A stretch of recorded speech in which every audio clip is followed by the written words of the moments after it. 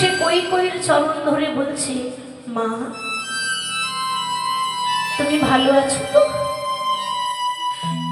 14 বছর পর তোমার মুখটা দেখতে পেলাম, কতদিন তোমায় দেখিনি মা। তুমি তুমি সুস্থ আছো তো? তুমি ভালো আছো তো? তুমি কেমন আছো? যেই না রাম কৈকেয়ীর চরণে ধরেছে না মা, কৈকেয়ী আর মাথা উঁচু করে লজ্জাতে কথা বলতে পারছে না।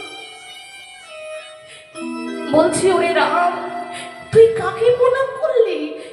প্রণাম যদি করতে হয় আমাকে নয়, আমি তোর প্রণাম নেওয়ার উপযুক্ত নই। কেন? কারণ আমি যে তোর সৎ মা। মাগো, তুমি ঠিক বলেছ, তুমি আমার সৎ মা। এ জগতে মানুষ দুই রকমের হয়, একটা সৎ, একটা অসৎ। সৎ মানে ভালো আর অসৎ মানে খারাপ। অসৎ মানে তাকে আমরা খারাপ বলি, আর সৎ মানে তাকে ভালো বলি। সৎ মানুষ মানে ভালো। তাহলে তুমি আমার সৎ মা, মানে তুমি আমার ভালো মা। তুমি তো আমার ভালো। তুমি যদি বনবাসে না পাঠাতে,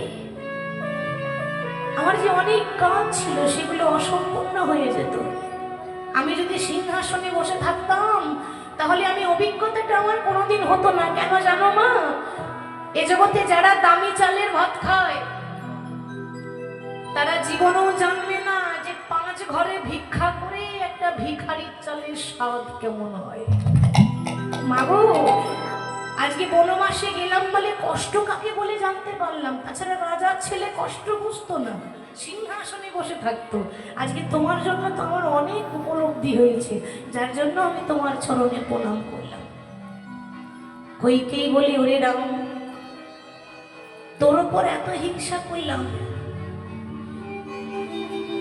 তোর প্রতি আমার মনের মধ্যে এত ঘৃণা, এত হিংসা,